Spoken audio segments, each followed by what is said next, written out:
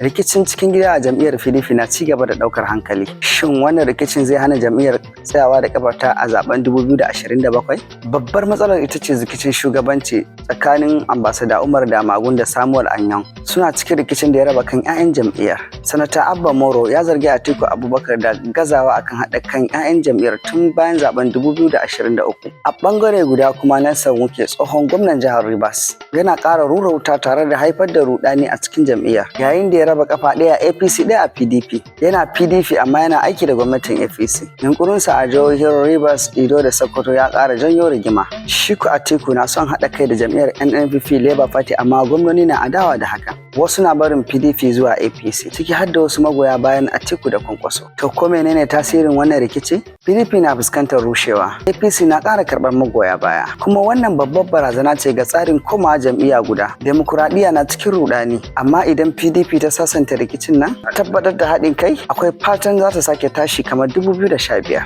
ta sake jan hankalin masu kaɗa ƙuri'u domin ta sake yin nasara. Shin PDP za ta haɗe domin ceto kanta? Ko rikicin zai zama ƙarshen jam'iyyar? Za mu gani, lokaci zai nuna a 2027.